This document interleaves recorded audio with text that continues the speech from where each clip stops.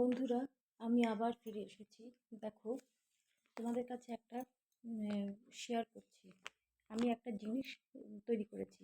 সেটা হচ্ছে হ্যান্ডমেড করেছি, কিন্তু একটা ব্যাগ তৈরি করছি, একটা পার্স তৈরি করেছি। এর মধ্যে প্লাস্টিক জড়িয়ে তোমাদেরকে দেখানোর জন্য করেছি এটা। এভাবে তোমরা আরো সুন্দরভাবে বানিয়ে নেবে।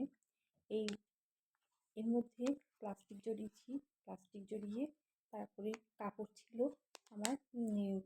যে কোনো কাপড় তোমরা নিতে পারো, শাড়ি কাপড়, শাড়ির কাপড়, আম, গেঞ্জির কাপড়, যে কোনো রকম নিতে পারো।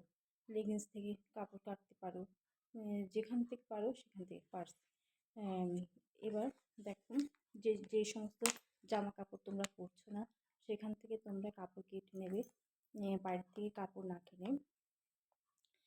তো এখান থেকে আমি দেখো কত সুন্দরভাবে সেলাই করেছি। এটা একটা পার্স হয়ে গেছে।